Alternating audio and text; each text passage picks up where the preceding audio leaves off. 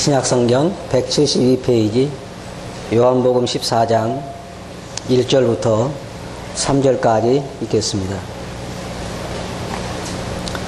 너희는 마음에 근심하지 말라. 하나님을 믿으니 또 나를 믿으라. 내 아버지 집에 거할 곳이 많도다. 그렇지 않으면 너희에게 일렀으리라. 내가 너희를 위하여 처소를 예배하러 가노니 가서 너희를 위하여 처소를 예비하면 내가 다시 와서 너희를 내게로 영접하여 나 있는 곳에 너희도 있게 하리라. 1절부터 3절까지 읽었습니다. 저번 시간에 우리는 하늘나라란 무엇을 말하는가에 대해서 살펴보았고, 그다음 하늘나라는 어디에 있는가에 대해서 살펴보았습니다. 우리가 하늘나라에 대해서 이야기할 때 참 마음의 소망이 생깁니다. 여러분들 중에도 아마 하나님 하늘나라를 한 번만 보여주시면 제가 족하겠습니다 라는 소원을 가지고 계신 분들이 상당히 많이 있을 것입니다.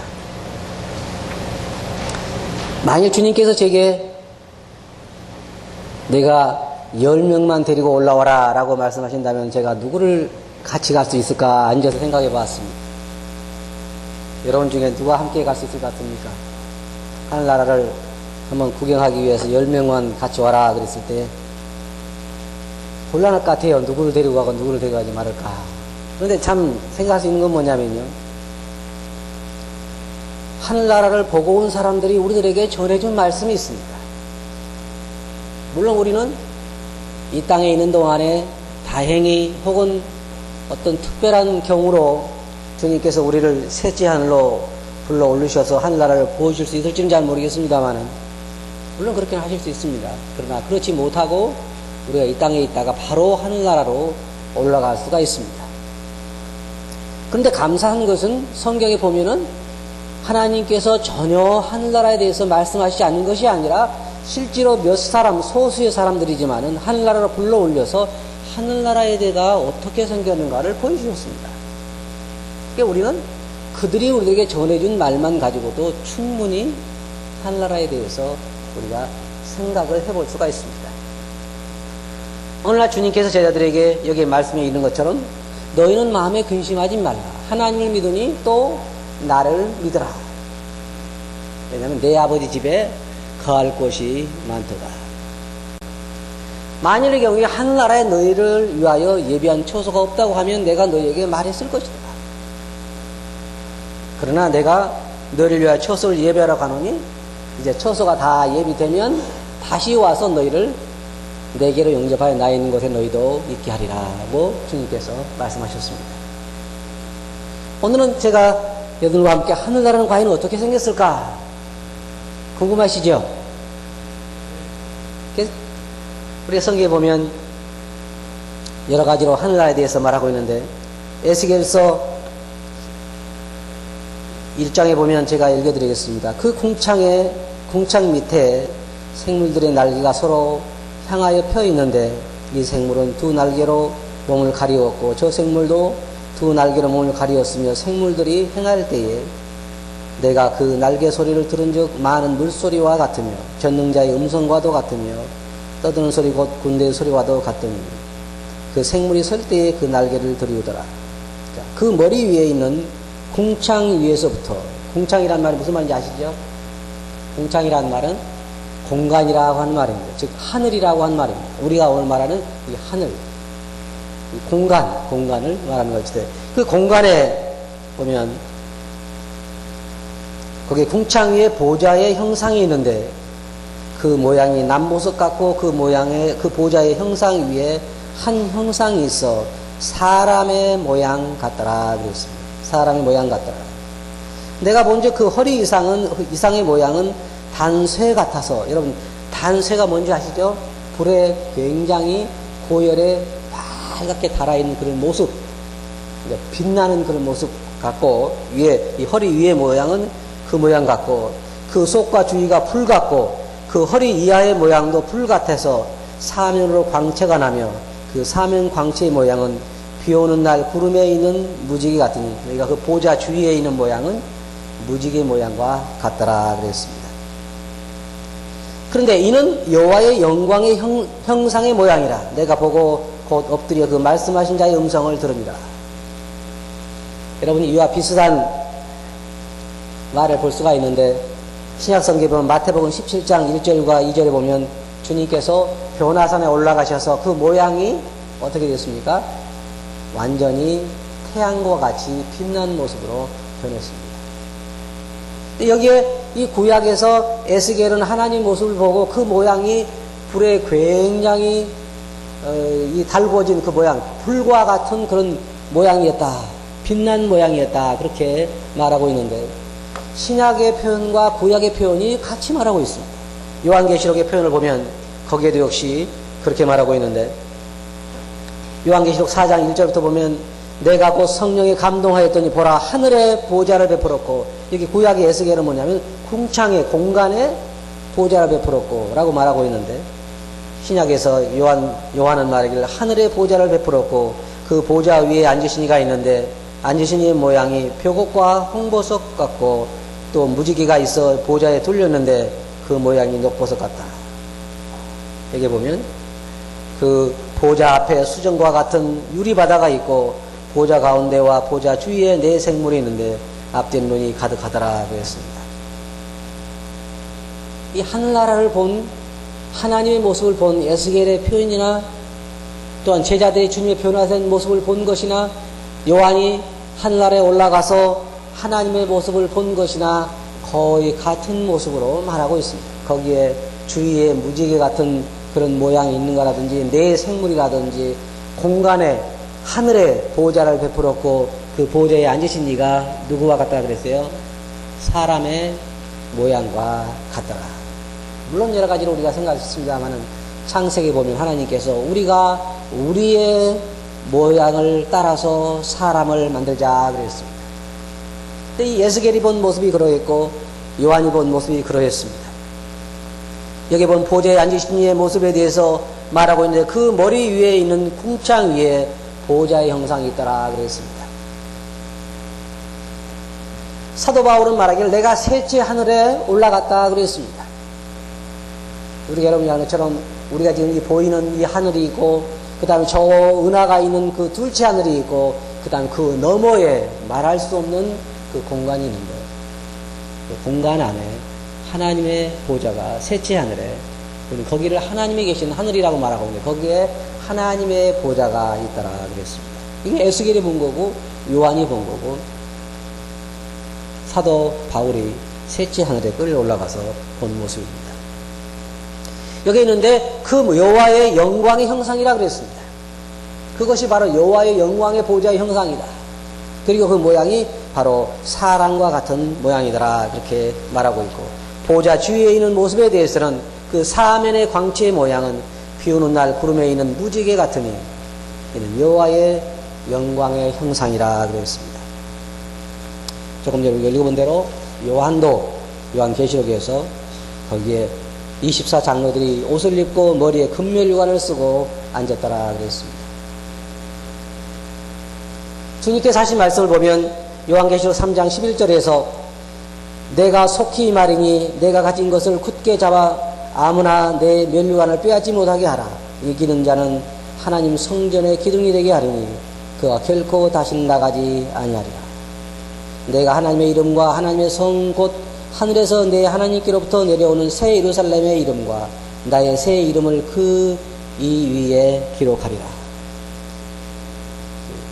이 본 사람들이 말하는 하늘나라에 있는 하나님의 보좌에 대해서 하나님의 모습에 대해서 우리들에게 말하고 있습니다. 근데 이 모습이요 이제 얼마 안 있으면 여러분과 제가 올라가서 직접 목격하게 될 그러한 모습입니다. 아마 여러분들이 이렇게 얘기할 것입니다. 저도 그런 모습을 한 번만 딱 한 번만 보여주시면 좋겠습니다. 근데 여기에 본 사람들의 증거만 가지고도 우리는 충분히 그것을 신뢰할 수가 있는 것입니다. 요한계시록 7장 15절을 보면 그러므로 그들이 하나님의 보좌 앞에 있고 또 그의 성전에서 밤낮 하나님을 섬김에 보좌에 앉으신 이가 그들 위에 장막을 치시리니 저희가 다시 줄이지도 아니하며 목마르지도 아니하고 해나 아무 뜨거운 기운에 상하지 아니하나니 할지니 이는 보좌 가운데 계신 어린 양의 저희의 목자가 되사 생명수 샘으로 인도하시고 하나님께 저희 눈에서 모든 눈물을 씻어 주실 것입니다. 하늘에 보면 첫째로 뭐가 있습니까? 하나님의 보좌가 있습니다. 그리고 우리 성경에 보면 하나님의 나라의 성이 있는데 그 성이 엄청나게 큰 성입니다. 제가 보니까 한나라 이건 하나님이 계신 성전을 말하는 것은 성전보다는 우리가 앞으로 살게 될 새 예루살렘에 대해서 요한계시록 말하고 있는데 그 한쪽 면의 길이가 얼마나 말하고 있냐면 대략 우리가 지금 계산으로 보면 2,400km 정도 됩니다. 꽤 길죠? 그 성의 한쪽 면이 건물의 성의 한쪽 면이 2,400km. 그러니까 그것이 사방 2,400km니까 어마어마한 것이죠.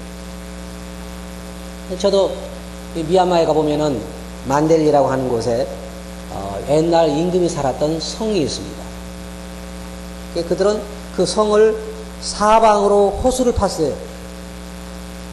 한 50m 가까이 이렇게 넓이로 사방으로 호수를 팠는데 그 성이 얼마나 넓으냐면 한 3km 정도.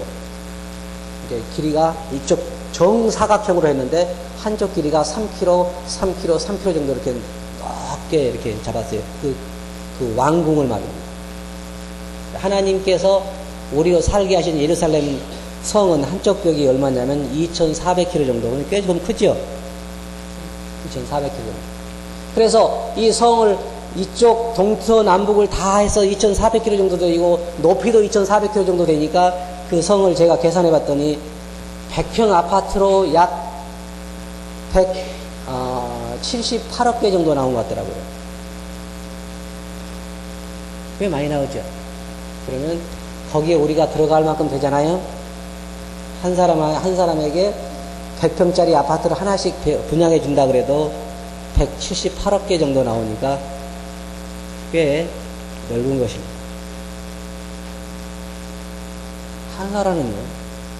근데 제가 하나님께서는 사람을 참 잘하시는 것 같아요. 사람이 점점 돈을 많이 벌면은요, 집안의 가구를 뭘로 바꾸냐면요, 금으로 바꿉니다. 그렇잖아요? 이상해요. 우리가 지금 생각할 때 어떤 사람 말이야. 돈이 많은 호텔에 돈 많은데 호텔을 보면은 뭘로 하냐, 화장실 손잡이도 금이고, 거기에 손 닦는데 그 물 나오는 것도 금이고, 다 금으로 한다고요. 굉장히 비싼 것들을 만들 때는 금으로 만듭니다.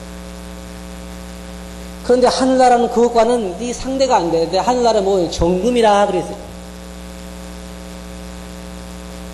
요한계시록 11장 19절 보면, 이에 하늘에 있는 하나님의 성전이 열리니 성전 안에 있는 하나님의 언약궤가 보이며, 또 거기에 대해서 말하기를 거기에 첫째 성곽은 벽옥으로 쌓였고 그 성은 정금인데, 뭐가 정금이에요? 성이 정금으로 되어 있더라. 한쪽 끝이 2,400km, 이쪽이 2,400km인데 그것이 다 기초석이 보석으로 쌓였고 그 다음에 정금으로 되어 있고. 여러분, 이 땅에 살면서요, 금에 대한 생각할 필요가 없어요. 하늘나라 가면요, 천한 게 뭐예요? 금이. 그리고 금도 우리가 볼 때 있는 게 아니라 금이 뭐가 같으냐, 마치 맑은 수정과 같더라. 그런 금은 정금이고 상상할 수가 없는 그런 아름다운 것으로 하나님께서 우리를 위해서 만드신다 그랬습니다. 여기에 감사한 것은 하늘나라에는 다시는 곡하는 것이나 다시는 슬픈 것이나 한숨이나 걱정이나 시기나 질투나 이런 모든 것들이 하늘나라에서는 사라집니다. 이제 다음 시간에 우리가 시간이 되면 그에 대해 좀 더 말씀을 드리겠습니다만, 베드로후서 3장 12절에 보면 하나님의 날이 임하기를 바라고 간절히 사모하라. 그날에 하늘이 불에 타서 부러지고 체질에 뜨거운 불에 녹아지려니와 우리는 그 약속대로 그에 거하는 바 새 하늘과 새 땅을 바라보라. 우리가 살 그 새 하늘과 새 땅에는 하나님께, 주님께 여기 요한복음 14장 1절부터 3절에 말씀하신 것처럼 우리를 위해서 거처를 마련하고 계시는 것입니다. 근데 제가 생각할 때는요, 하나님께서 건축 기간이 좀 너무 긴 것 같아요. 그렇죠? 보통은 몇 년 안 걸리는데, 이래서 예루살렘 성을 이스라엘 백성들은 예수님에게 보여주면서 주님 이 성이 얼마나 아름다운지 아십니까? 이게 바로 지금 40년 동안 지은 겁니다. 우리나라 보통 건물요 40년 동안 지은 건물 별로 없습니다. 하나님의 성전은 몇 년 동안 짓고 계신지 아십니까? 주님께서 서기 한 30 몇 년도에 35년도에 3년도나 4년도에 올라가시면서 내가 지금 하늘나라를 만들어 올라가는데 건축이 다 되면 데리러 오겠다. 그리고 몇 년 정도 걸렸습니까? 성이 너무나 오래 짓고 계시죠. 얼마나 아름답겠어요. 사람들은 기술에도 제한이 있고 또한 물질에도 제한이 있지만 하나님께서는 뭐든지 하실 수 있는 분이 지금까지 하늘나라를 준비하고 계신다고 하면 과연 얼마나 아름다운 나라를 짓고 계실까 생각해 봅니다. 그런 하늘나라가 우리에게 준비되어 있는 것입니다. 그러니까 주님께서 말씀하시기를 염려하지 말라고 말씀하셨습니다. 아무것도 염려하지 말라. 너희를 위해 내가 처소를 예배로 가노니 너희는 아무것도 염려하지 말라. 여기에 하나님의 아름다운, 그리고 하늘나라의 조명은 뭘로 되어 있는 줄 아십니까? 우리나라에서는 지금 땅에서는 건물을 지으려고 하면 조명 문제가 보통 복잡한 문제가 아닙니다. 선도 깔아야 되고 적당한 전구도 달아야 되고 그런데 하늘나라는 조명이 필요 없다. 그랬어요. 왜냐하면 하나님이 친히 그 영광이 모든 곳에 조명이 되기 때문입니다. 어떤 사람들은 말하기를 나는 햇볕이 항상 비치는 곳에 집이 있었으면 좋겠습니다 라는 사람이 있어요. 남향으로 북향으로. 하늘나라는요 어떤 방향이냐가 중요하지 않아요. 왜냐하면 사방이 다 무슨 쪽이에요? 남향이고 동쪽이고 햇볕이 비칩니다. 하나님이 친히 그 영광의 빛을 비추기 때문에 어둠이라고 하는 것은 전혀 존재하지 않습니다. 지금 딴 나라 얘기하는 것 같지요? 여러분들이 가서 사실 곳을 지금 말하고 있는 것입니다. 앞에 살았던 사람들이 본 것을 말하고 있는 것입니다. 여기에 하나님께서 말씀하시길 거기에는 모든 눈물을 눈에서 씻기심에 다시는 사망이 없고 애통하는 것이나 곡하는 것이나 아무것도 없다 그랬습니다. 우리는 우리 마음속에 있는 모든 그 잘못된 것들이 그 하늘나라에서는 존재하지 않는 것을 발견하게 될 것입니다. 우리가 이것을 가지고 하늘나라에 가면 어떤 일이 날까요? 사람이 왜 불행하게 사냐면요, 우리 안에 있는 시기와 실수심 때문에 불행하게 사는 것입니다. 우리 안에 있는 약한 정욕 때문에 우리 인간은 불행하게 삽니다. 나보다 더 많이 가지고 있는 사람이 있는 이상 나는 만족할 수가 없습니다. 나보다 더 잘난 사람이 있는 이상 나는 만족할 수가 없어요. 이 세상에 다른 사람이 전혀 존재하지 않고 나만 존재한다 그러면요, 내가 키가 클 필요도 없고 적을 필요도 없어요. 그렇잖아요? 왜냐하면 내가 혼자밖에 없으니까. 키 작다고 고민하는 사람이 없겠죠. 혼자 있다고 하면. 또 내가 사는 집에 대해서 나 혼자 세상에 산다고 하면요, 염려할 사람 아무도 없습니다. 불 속에 자든지 산에 자든지 염려하지 않을 거예요. 왜냐하면 다른 사람들이 나보다 더 좋은 집에 살기 때문에 문제가 되는 것입니다. 나는 50평의 아파트 살고 있는데 문제는요 100평짜리가 있다는 거예요. 내가 50평에 살고 있는데 다 10평짜리에 살면 좋지요. 기분이 좋잖아요. 왜 좋아요? 우리 안에 있는 악한 것들이 바로 그렇게 만드는 것입니다. 하나님을 믿는 사람도 그 안에 시기와 질투심은 있습니다. 그것을 조종하고 통제하고 그것을 죽이기 때문에 나타나지 않는 것이지, 하나님을 믿고 거듭난 사람들 안에도 여전히 시기와 질투심은 그 안에 존재하고 있습니다. 몰라요. 여러분들은 그러지 않은지 모르지만 저는 가지고 있습니다. 그래서 우리가 하늘나라에 가서 즐거운 건 뭐냐면, 이제는 우리가 형제자매들을 마음껏 사랑할 수 있고 주님을 마음껏 경배할 수 있고, 이제는 내 안에 시기와 질투심이 없고 내 안에 악한 것이 존재하지 않는 것이, 새로운 몸을 가지고 하늘나라에서 영원히 살게 될 터인데, 그 살 곳이 바로 하나님과 더불어 거기 살게 된다는 것이 얼마 후에요? 아무리 늦어도 100년 후에는 살게 돼요. 그렇죠? 아무리 늦어도. 여기에 지금 100살까지 사실 분은 한 분도 안 계세요. 혹시 계시면 손 들어보세요. 아무도. 지금 태어나도 100살까지 안 살 텐데, 여기에 사신 분, 앞으로 여러분들이 80까지 혹은 90까지 사신다고 하고 여러분 나이에서 그걸 빼보시기 바랍니다. 그러면 몇 년 안 남았지요. 그리고 밖에 나가면 함정들이 기다리고 있습니다. 무슨 함정이요? 여러분을 하늘나라로 데려갈 함정들이 많이 기다리고 있어요. 자동차도 왔다 갔다 하면서 위협하고 있고, 또한 여러분들 매일 섭취하는 음식에 암세포가 존재하고 있고, 항암 물질들이 존재하고 있고, 우리는 세상에 언제까지 살 수 있을지 아무도 몰라요. 모든 게 다 하나님의 손에 달려 있는 것입니다. 그런데 감사한 것은 여러분이 언제 이 세상을 떠나든지 떠나는 이후에 바로 이 아름다운, 어때요? 여러분 여기 읽어보시니까 그 기초석은 남보석이요 홍옥이요 그 보좌는 정금으로 되어 있고 하나님 모양은 이러하고 하늘나라는 그 맑은 수정과 같은 그 맑은 하늘나라에 그 정원이 있고, 그리고 생명수강이 있고, 생명수강가에 과일나무가 있어서 생명나무 과일이 있어가지고 1년에 12번씩 과일을 맺고, 들으니까 참 좋죠. 여러분들이 어느 날 잠을 잤는데 눈을 떠보니까 생명나무 밑에서 눈을 떴다 하면 이러면 어떻게 기분이? 너무 좋으시겠죠? 하늘나라에 가서 울고불고 하실래요? 가족 두고 왔다고? 그런 사람은 아무도 없어요. 우는 쪽은 남아있는 쪽밖에 없어요. 그 남아있는 쪽도 왜 우냐면요, 자기를 생각해서 우는 거예요. 안 그래요? 왜냐하면 나 혼자 어떻게 살고, 하늘나라에 간 사람은 외롭다고 생각하지 않습니다. 거기 주님이 계시고 앞서간 성도들이 있고 하늘나라의 영광이 있고 이 땅에 대해서 생각하라고 하면 생각하지도 않아요.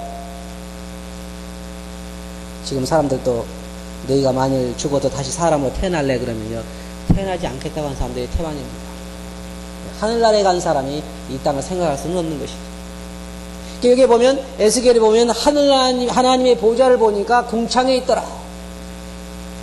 요한도 말하기를 내가 하늘에 하나님의 보좌가 펴 있는 걸 보았다. 그리고 거기에 앉으신 이가 사람의 모양과 같더라 그랬습니다. 그리고 그 위의 모습을 보니까 굉장히 빛난 모습이요, 아래 모습을 보니까 역시 불과 같더라. 출애굽기에 보면은 거기에 출애굽기에도 그렇게 말하고 있습니다. 출애굽기 24장 17절에 보면 하나님의 영광이 이스라엘 백성들에게 맹렬히 타는 불과 같이 보였더라. 어떻게 보이냐면요, 활활 타고 있는 불의 모습과 같이 하나님의 영광의 모습이 보였다 그랬습니다. 에스겔도 같은 모습으로 말하고 있고 요한도 같은 모습으로 말하고 있고, 출애굽기에서 거기 보면 이스라엘 백성들도 하나님의 영광의 모습을 보았을 때에 활활 타는 불의 모습과 같이 보았더라 그랬습니다. 예수님과 함께 변화산에 올라간 제자들은 예수님 모습을 봤을 때에 마치 태양이 힘있게 비치는 것 같더라.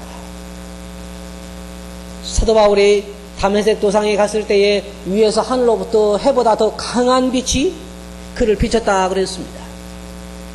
이게 무슨 빛이냐? 하나님의 영광에 비친 것입니다.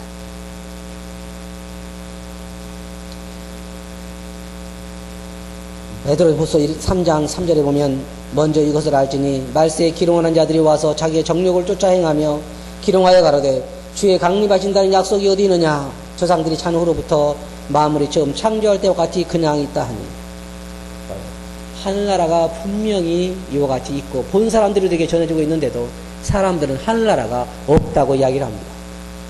하늘나라님이 언제 오시느냐? 하늘나라가 어떻게 존재하느냐? 여기 우리에게 분명히 보여준 사람들이 있습니다. 요한계시록 21장을 한번 보시기 바랍니다. 요한계시록 21장.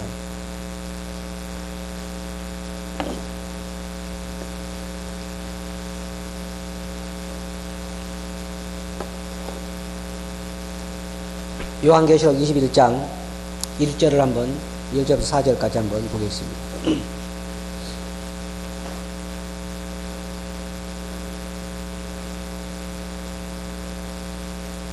찾으셨으면 읽겠습니다. 또 내가 새 하늘과 새 땅을 보니 처음 하늘과 처음 땅이 없어졌고 바다도 다시 있지 않더라. 또 내가 보매 거룩한 성 새 예루살렘이 하나님께부터 하늘로서 내려오니 그 예비한 것이 신부가 남편을 위하여 단양한 것 같더라. 내가 들으니 보좌에서 큰 음성이 나서 가로되 보라, 하나님의 장막이 사람들과 함께 있음에 하나님이 저희와 함께 거하시리니 저희는 하나님의 백성이 되고 하나님은 친히 저희와 함께 계셔서 모든 눈물을 그 눈에서 씻기심에 다시 사망이 없고 애통하는 것이나 곡하는 것이나 아픈 것이 다시 있지 아니하리니 처음 것들이 다 지나갔습니다. 한 가지 서운한 건 뭐예요? 바다가 없다는 거죠. 그죠?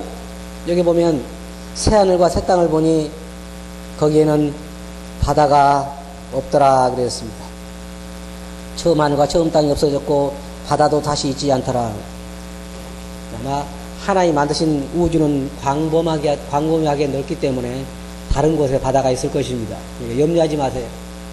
바다 또다시 볼 수 있을 것입니다. 그런데 여기 감사한 것은 뭐냐면 하나님이 친히 저희와 함께 계셔서 모든 눈물을 그 눈에서 씻기심에 다시 사망이 없고 친히 저희와 함께 계셔서 이제는 우리가 하나님과 더불어 항상 함께 있게 될 것이며, 처음에 하나님께서 아담과 하와를 창조하셨을 때에 하나님은 날마다 아담과 하와 함께 거하셨습니다. 아담아 어디 있느냐 라고 물으셨고, 아담은 하나님의 음성에 하나님께 나가서 하나님과 함께 대화를 나눴고, 아담의 눈에는 눈물이 없었고, 아담의 마음속에는 걱정이 없었고, 아담의 마음속에는 저녁에 무엇을 먹을까 하는 마음도 없었고. 여러분 생각해 보세요. 하와가 저녁 걱정이 있겠어요? 이번에 수련회에 가신 자매님들이 제일 좋아하는 게 식사를 안 해서 제일 좋았다 그래요. 아마 자매님들 소원은 언제나 내가 이 식단에서 해방받을 거. 하늘나라 가면요 그 걱정할 거 없어요.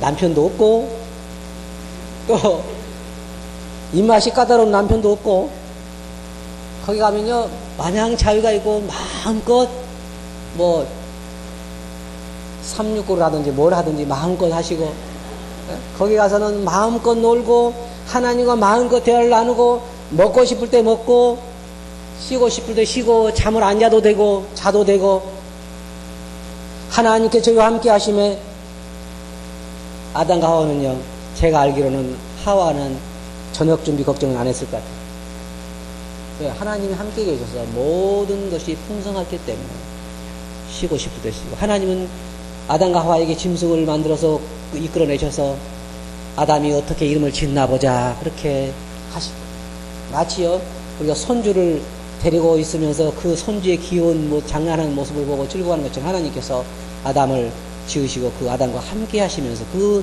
삶을 행복하게 보냈습니다. 이제 다시 우리에게 그런 시대가 돌아오는 것입니다.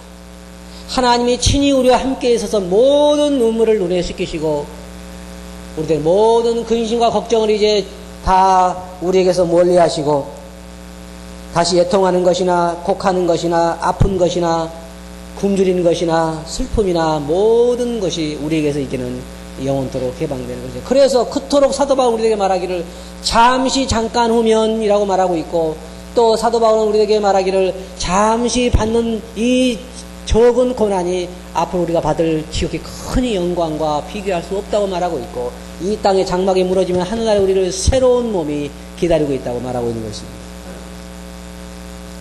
여기에 새 예루살렘에 대해서 우리가 보게 되는데, 내가 또 봄에 거룩한 성 새 예루살렘이 하나님께로부터 하늘로서 내려오니 그 예비한 그 신부가 남편을 위해 다녀간 것 같더라. 예루살렘에 대해 성경은 여러 군데 말하고 있죠. 이 땅에 있는 예루살렘. 여러분 성경에 보시면요, 하나님께서 말씀하실 때에 모세에게 광야에서 그 성막을 만들 때에 말씀하시기를 하늘에 있는 모형을 따라서 우리들에게 말씀하신 것입니다. 그래서 이 땅에 있는 이 예루살렘의 그 성막이라든지 성전이라든지 제사라든지 그 모든 것들을 하늘나라에 있는 것을 모형을 따라서 말씀하신 것입니다. 그리고 하늘에 있는 장막에 대해서 말씀하시고, 예수 그리스도는 이 땅에 있는 장막에 들어가신 것이 아니라 하늘나라에 있는 예루살렘에 바로 올라가셨다 그렇게 말하고 있는데, 그 하늘나라에 있는 그 모양들을 우리는 여기서 볼 수가 있습니다. 하늘나라의 예루살렘에 대해서 말하고 있습니다. 히브리서 12장 22절 보면, 그러나 너희가 이룬 곳은 시온산과 살아계신 하나님의 도성의 심판자이신 하나님과 및 온전케 된 의인들의 영들과 새 언약의 중보이신 예수와 및 아벨의 피보다 더 낫게 하는 말하는 피 뿌린 피니라. 라고 말하면서 하늘에 있는 진실된 모양들을 우리들에게 말하고 있습니다. 요한계시록 21장 10절 보면 성령으로 나를 데리고 크고 높은 산으로 올라가 하나님께로부터 하늘로부터 내려오는 거룩한 성 예루살렘을 보이니 하나님의 영광이 있음에 그 성의 빛이 지극히 귀한 보석 같고 벽옥과 수정같이 막더라. 또한 이사야서 60장 20절 보면 다시는 내 해가 지지 아니하며 내 달이 물러가지 아니할 것은 여호와가 내 영원한 빛이 되고 내 슬픔의 날이 며칠 것입니다. 이 하늘나라에 대해서는요, 구약에 있는 선지자들이 말하고 신약에 있는 예수님께서 말씀하시고 또 여기에 지금 우리가 읽은 요한복음 14장에서 주님께서 말씀하시고 또 여기에 있는 이 요한이 하늘나라에 올라가서 직접 보고 말하고 있고 사도 바울이 하늘나라에 끌려 올라가서 말하고 있고, 근데 참 안타까운 것은요, 사도 바울은 그가 본 것을 말해주고 있지 않습니다. 좀 더 자세하게 얘기해줬다면 참 좋은 건데 여러분들과 제가 더 만족할 수 있었을 텐데, 사도 바울은 그가 본 것에 대해서는 함구를 하고 그가 본 것이 얼마나 많든지 사도 바울은 그렇게 이야기했어요.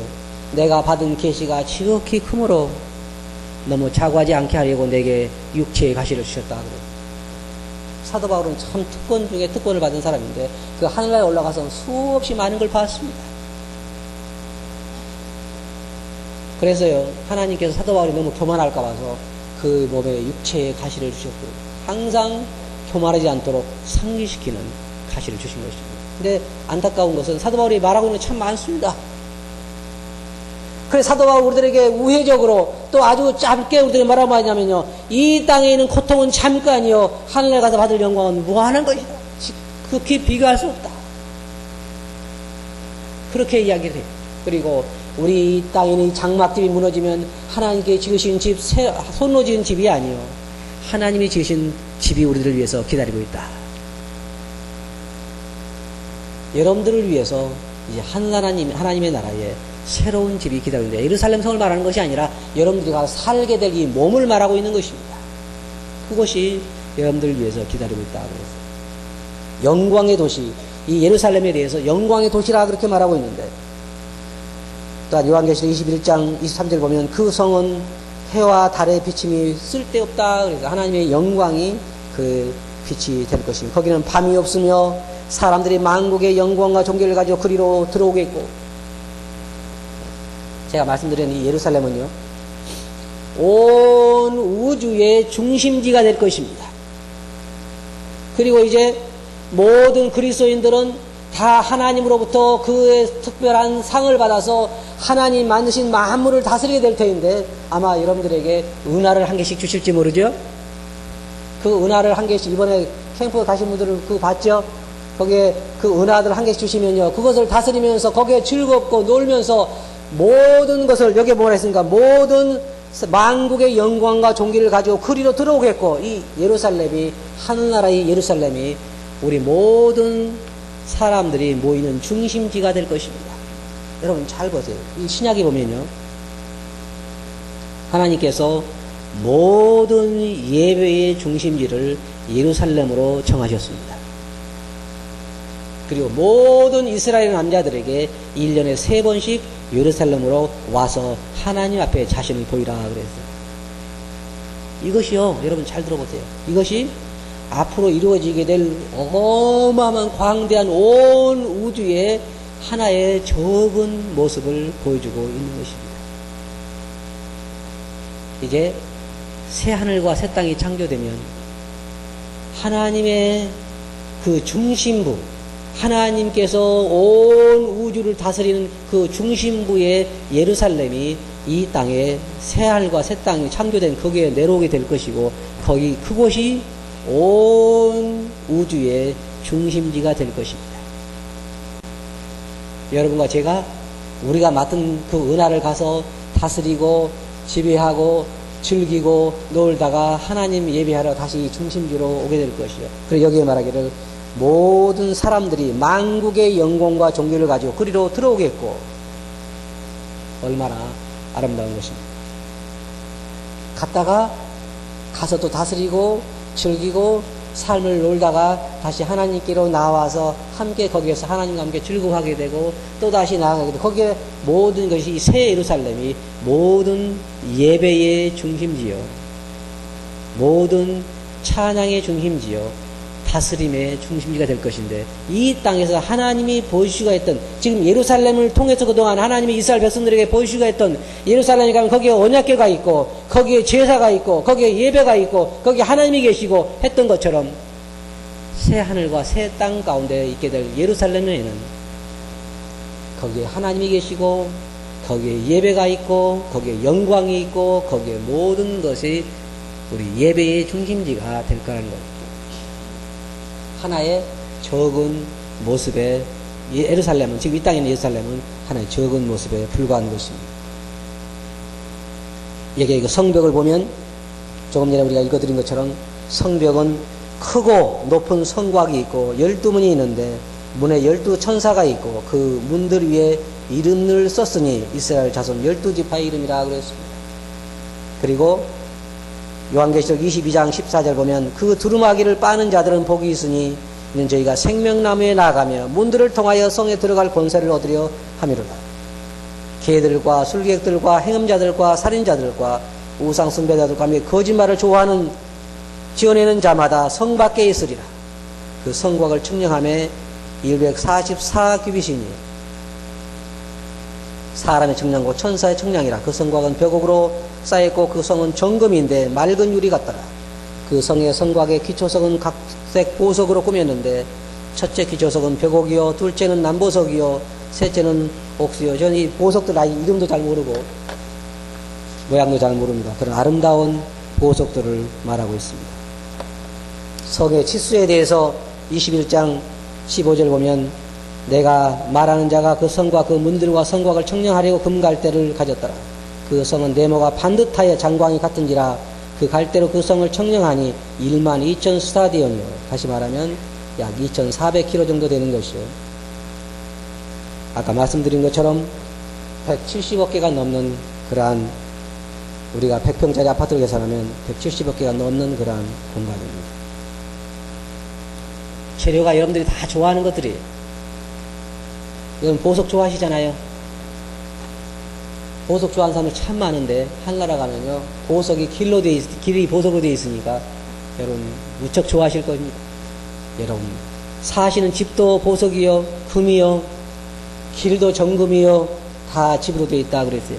그러니까 보석을 좋아하시는 분들은 한나라 가면 무척 좋으실 거예요. 제일 좋은 것은 하나님의 영광이 그곳에 있고 하나님이 그곳에 계시고 우리 하나님과 더불어 영원한 삶을 살게 된다고 하는 것입니다. 거기에는 하나님께서 우리의 친히 우리를 보호하시는 분이요 우리의 빛이 되시오. 거기에 정원도요 생명나무 나무가 있고 생명수가 흐르는 강이 있고 정말로 아름다운 정원입니다. 거기에는 다시 저주가 없고 하나님 안에서 우리가 모든 그 시간들에 함께 교제하고 사귀고 놀고 즐거워하고 우리들이 원하는 아름다운 그러한 영혼을 그곳에서 보내게 될 것입니다. 결론적으로 말씀드려서 주님께서 이렇게 말씀하셨어요. 너희는 마음에 근심하지 말라. 하나님을 믿으니 또 나를 믿으라. 내 아버지 집에 거할 곳이 많도다. 여러분을 위해서 지금 주님께서 한나라를 다 준비하고 계십니다. 이 세상의 삶은 잠깐이고 머지않아 우리가 거기 가게 될 것입니다. 저는 이 하늘나라 갈 말 생각만 해도 마음이 벅차옵니다. 이 영원한 영광 우리가 하나님을 바라보고 위의 걸 생각. 그래서 사도 바울 우리에게 말하기를 땅의 것을 생각하지 말고 위의 것을 생각하라. 위의 것을 바라보라. 하늘나라를 바라보라. 가끔 재개발하는 데가 있죠. 그러면은 그 재개발한 지역에 있는 사람들에게는요 아파트 입주권을 줍니다. 그리고 입주권을 주고 그 아파트가 완성될 때까지는요 자기가 나가서 거처를 구해서 사야 됩니다. 어떤 사람들은 아주 좁은 데서 아파트가 준비되기를 기다리고 있는데요. 지금 자기를 위해서 아파트가 50평짜리 100평짜리가 지금 지어지고 있는데 내가 살고 있는 집이 지금 10평짜리라고 해서 슬퍼하는 사람은 아무도 없어요. 오히려 뭘 좋아하냐면 날마다 아파트 건물이 올라가는 걸 보면서 늘 흐뭇해합니다. 지금도 동탄 지역에 아파트 당첨되신 분들은요, 지나가면서 아파트 건물이 조금씩 올라가는 걸 보면서요, 흐뭇해요. 그렇죠? 왜 그래요? 자기가 살 아파트가 점점 준비되어 가는 걸 보면서 기뻐하는 것입니다. 여러분은 하늘나라가 점점 완성되어 가는 걸 보면서 기쁩니까? 안 기쁩니까? 생각도 안 해봤죠? 땅에 있는 근심과 걱정이 너무 많아서 우리의 마음에 있는 기쁨을 뺏어가 버려서 하늘나라에 지금 몇 평으로 되어지고 있는지, 재료가 금인지 은인지 돌인지 생각도 못하고 이 땅에 있는 것에 우리 마음을 뺏겨버리고 있는데요. 그래서 사도 바울이 말해요. 위의 걸 생각하고 땅의 걸 생각하지 마라. 거기는 하나님께서 계시기 때문이다. 우리가 그동안에 수없이, 여러분 이번 우리 여름 수련회는 전도 수련회로 모입니다. 준비하세요. 그렇게 광고한 지가 오래됐죠? 근데 수련회 갔다 왔죠? 벌써 갔다 왔어요. 이 땅에도 여러분요, 잠깐 오면 우리 가요. 시간이 느린 것 같아도 잠깐 오면 우리가 하늘나라로 갑니다. 그러니까 여러분, 이 땅에 있는 것에 너무 마음 두지 마시고 위를 보시고 여러분을 위해 준비된 하늘나라의 아름다운 모습을 보시 바랍니다. 에스겔이 본 얘기를 생각해 보세요. 요한이 본 모습을 생각해 보시 바랍니다. 거기는 눈물도 없고 걱정도 없고 근심도 없고 여러분들이 제일 좋아하는 시기심도 없고 질투심도 없습니다. 아무것도 없습니다. 영원토록. 저는 그래도 가끔요, 주님께 그렇게 기도합니다. 주님, 제 마음 아시죠? 제가 진정으로 주님을 예배할 때는 하늘나라에 가서 새로운 몸이나 입을 때 예배 드릴 수 있지, 이 몸 가지고는요 완전한 예배 드릴 수 없습니다. 안 그래요? 예배 드리려고 이렇게 묵상하고 있으면 딴 생각 나잖아요. 때때로는. 저만 그런가요? 여러분들 안 그러시겠죠? 우리는 극히 제한된 육체 가운데 살면서 고통스러워 했습니다. 사도 바울이 말한 것처럼 우리가 다 이 육체 가운데서 탄식하면서 우리 몸의 구속을 기다린다 그랬어요. 여러분, 주님께서 말씀하시기를, 보라, 내가 속히 오리라. 거기 한 구절만 읽고 마치겠습니다. 요한계시록 맨 마지막에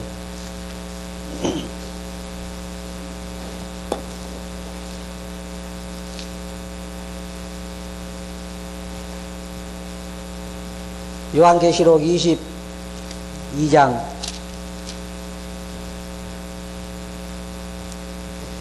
20절을 읽겠습니다.